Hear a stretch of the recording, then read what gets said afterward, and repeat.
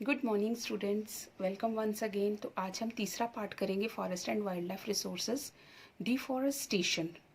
पहले भी पढ़ चुके हैं आप। What is deforestation? It is the cutting down of trees due to population pressure and consequent pressure upon the land.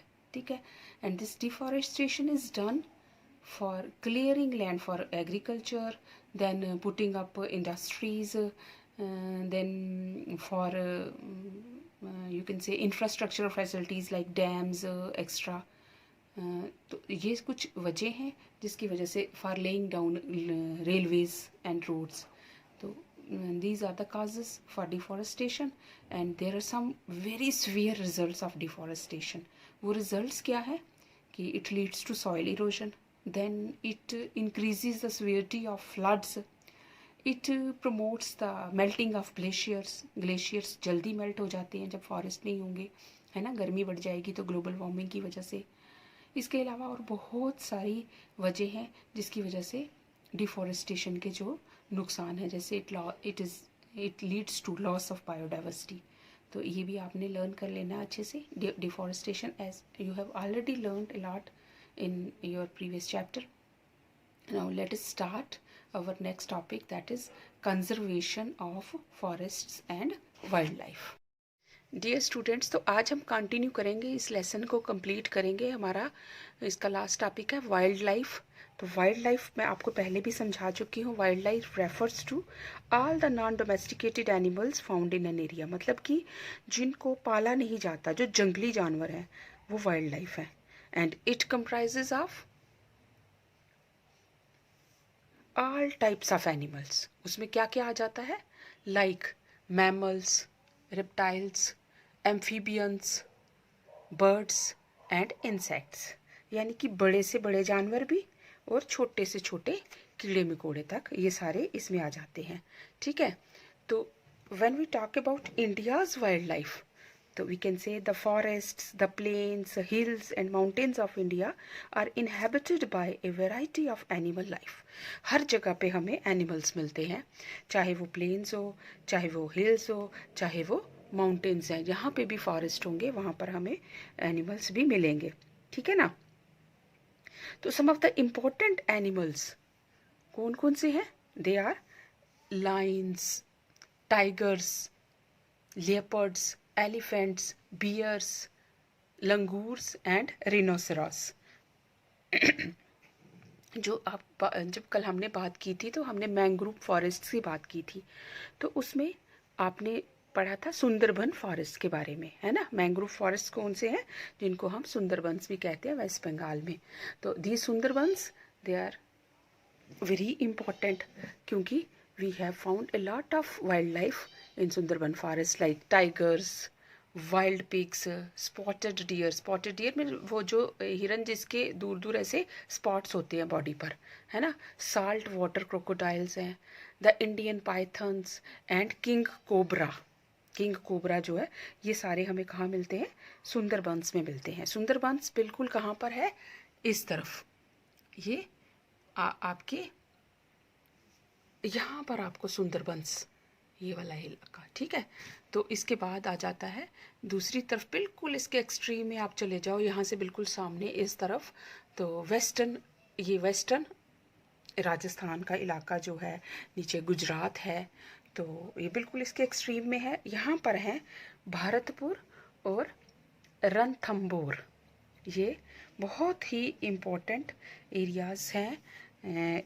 यहाँ पर बहुत सारे हमें ऐसे जानवर मिलते हैं जैसे डक्स हैं, गीस है, स्टॉक्स हैं, हिरॉन्स हैं, क्रेन्स हैं, किंगफिशर एंड वैगटेल्स। ये सारे जानवर हमें वेस्ट पार्ट में मिलते हैं राजस्थान में। देन अमोंग द मैमल्स, जब हम मैमल्स की बात करें तो there are mammals like sambar, spotted deer यहाँ भी मिलता है, एंड द ब्लैक बग। आपने ब्लैक बग के बारे में सुना होगा। आज भी, अभी भी, इस समय में भी सलमान खान पे जो केस चल रहा है, इसी जगह पर उन्होंने क्या किया था? एक ब्लैक बग को मारा था और इसको सैक्रेड एनिमल समझा जाता है ना। तो इसकी वजह से उन पर केस भी चल रहा है। सलमान खान जो इंडिया के टॉप मोस्ट हीरो हैं। And once upon a time the tiger means कि यहाँ पर रणथंभौर में कभी यहाँ पर टाइगर भी मिला करता था। अब टाइगर जो है वो एक्सटिंक्ट हो गया ना, आगे हम पढ़ते हैं प्रोजेक्ट टाइगर के बारे में भी। फार वेस्टर्न राजस्थान मतलब और राजस्थान की फार वाली साइड चले जाओ तो वहाँ हमें मिलता है ग्रेट इंडियन बस्टर्ड, ठीक है। And the south of the desert, जो डेजर्ट एरिया है उसके बिल्कुल साउथ वाली साइड यहाँ पर जो है ये क्या है, गिर फॉरेस्ट है। तो ये जो गिर फॉरेस्ट है वहाँ पे हमें क्या मिलते हैं, वहाँ पे एशियाटिक लाइन मिलता है। गिर फॉरेस्ट में एशियाटिक लाइन मिलता है। To the south of the desert in the Gir forest of Gujarat live the Asiatic lions. तो डियर स्टूडेंट्स, इन सब स्पेशल स्पीशीज़ को बचाना भी बहुत ज़रूरी है। तो उसके लिए नेक्स्ट क्या आता है, conservation of forests and wildlife. तो for a healthy environment we must protect our forests and wildlife resources. हमें फॉरेस्ट्स को भी कंजर्व करना है और वाइल्ड लाइफ रिसोर्सेज को भी कंजर्व करना है। तो conservation preserves the ecological diversity and the quality of our support system. And what is that support system? जिसकी क्वालिटी कंजर्वेशन इम्प्रूव करती है, वो क्या क्या चीज़ें हैं? They are air, water and soil. जब तक ये तीनों चीज़ें कंजर्व नहीं होंगी हमारी लाइफ को थ्रेटनिंग है। Therefore, the Indian Wildlife Protection Act was implemented and it was implemented in 1972। Government ने क्या बनाया, उन्होंने Indian wild life protection act बनाया। कब बनाया? 1972 में। And this conservation of biodiversity can be divided into 2 categories. इसी के ज़रिए इनको 2 कैटेगरीज में डिवाइड किया गया। One is called in situ conservation and second is ex situ conservation. तो अब आप पूछोगे इन साइटू कंजर्वेशन क्या होता है और एक्स साइटू कंजर्वेशन क्या होता है। तो इन साइटू कंजर्वेशन क्या है, the animal kingdom is protected with in their natural environment. मतलब जो एनिमल्स हैं जहाँ पर वो हैं उसी जगह पर उनको प्रोटेक्ट किया जाता है, उनकी नेचुरल सराउंडिंग्स में ही, नेचुरल एनवायरनमेंट में ही। और उनको कहा क्या जाता है, सच एज एग्जाम्पल है नेशनल पार्क्स हो गए, 2 सेंचुरीज हो गई, वहाँ पर इनको प्रोटेक्ट किया अपनी ही जगह पर, तो उसको इन साइटू यानी उसी जगह में, ठीक है ना। And on the other hand दूसरा होता है x situ conservation. X situ conservation क्या होता है, the entire biodiversity is protected outside there natural living organisms. वो कैसे? फॉर एग्जाम्पल इन जू, इन बोटानिकल गार्डन्स, जहाँ पे भी कोई जानवर मिलेगा जो कि ऐसे मतलब आपको ऐसे मिलेगा तो उसको उठाकर जू में या बोटानिकल गार्डन में रख दो। मतलब एक्स साइटू मीन्स उसको वहाँ से जहाँ पर वो प्रोटेक्टेड नहीं है वहाँ से उठाकर उसको उस जगह पर शिफ्ट कर देते हैं जो स्पेशली बनाई गई हैं उनके लिए जगह, जैसे जू बनाए गए हैं या बोटानिकल गार्डन्स बनाए गए हैं, तो वहाँ पर उनको सुरक्षित रखा जाता है। अब बात आती है कि you will say what is national park and what is this wild life sanctuary. तो national parks, wildlife sanctuaries and bioreserves are made to protect our national vegetation and wildlife। ये तीनों किस लिए बनाए गए हैं? National park, wild life sanctuary और bio reserves किस लिए बनाए गए हैं? बायोस्फीयर रिजर्व्स ये इसलिए बनाए गए हैं ताकि हम अपनी नेचुरल वेजिटेशन को भी प्रोटेक्ट कर सकें एंड मतलब कंजर्व कर सकें, और उसके साथ साथ हम अपने जो एनिमल लाइफ है, वाइल्ड लाइफ है, उनको भी प्रोटेक्ट कर सकें। So let us see what is national park, what is wildlife sanctuary and what is biosphere reserve. What are the main differences between them? तो first we will take a national park. National park होता क्या है? A national park is a large area of land preserved in its natural state as public property. National park क्या होता है? जो कि जैसा वो है उसी जगह पर उसको प्रोटेक्ट किया जाता है as public property, there are laws that protect the wildlife. उसके लिए प्रॉपर लॉ बने हुए हैं जिसके ज़रिए यहाँ पे प्रोटेक्ट किया जाता है जानवरों को। And in India there are 102 national parks in India. अब आप ऊपर मैप देखिए ध्यान से।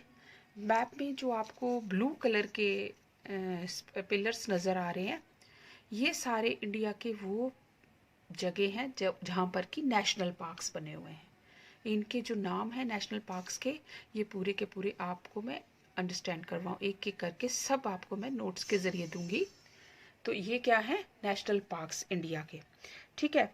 जो एग्जाम्पल्स में मैं आपको कुछ बता देती हूँ, जैसे पेरियार नेशनल पार्क है, जैसे केरला में है, कान्हा नेशनल पार्क है, देन मध्य प्रदेश में काजीरंगा नेशनल पार्क है, आसाम में, ठीक है। तो ये कुछ नेशनल पार्क्स हैं जो कि इंडिया में पाए जाते हैं, जो बड़े इस समय में कॉमन है। उसके बाद आ जाता है a wildlife sanctuary. What is a wildlife sanctuary? A wildlife sanctuary is an area, is a vast area. It is an area set aside by the state to protect characteristics wildlife, especially migratory bird communities, or to protect threatened animal or plant species. जिनको खतरा है, जो खत्म होने वाले हैं, जिनको खतरा है, वैसे वाले जो जानवर हैं, वैसे वाली जो स्पीशीज हैं, उनको यहाँ पर रखा जाता है। Is an area where animal habitats and their surroundings are protected from any sort of disturbance। मतलब वाइल्ड लाइफ सेंचुरी में किसी को भी जाने की इजाज़त नहीं होती है, ये टोटली प्रोहिबिटेड होती है। सिर्फ साइंटिफिक रिसर्च के लिए ही इसके अंदर जा सकते हैं। And there are 490 wildlife sanctuaries in India. Total कितनी सेंचुरीज हैं? 490 वाइल्ड लाइफ सेंचुरीज हैं। तीसरा आ जाता है बायोस्फीयर रिजर्व। बायोस्फीयर रिजर्व क्या है? Biosphere reserve are specially protected natural areas on very large scale. बड़े बड़े एरियाज को पूरी तरह से, आपने देखा होगा तारों से बंद कर दिया जाता है।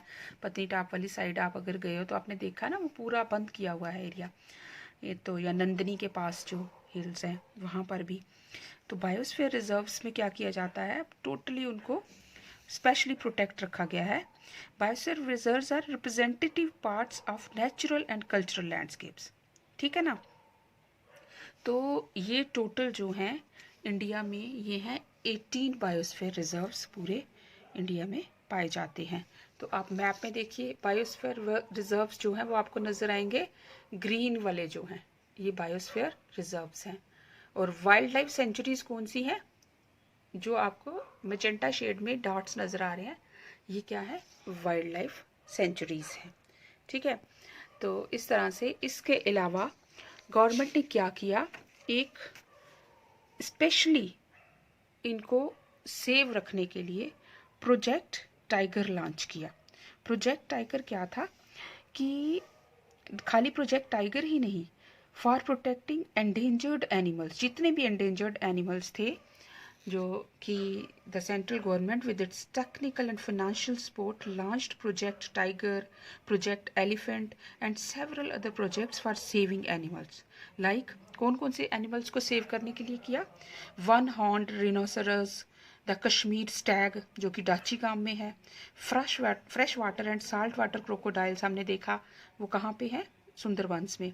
घड़ियाल्स, एशियाटिक लॉयंस जो गिर में है, vultures, snow leopards, bustards, chinkara extra.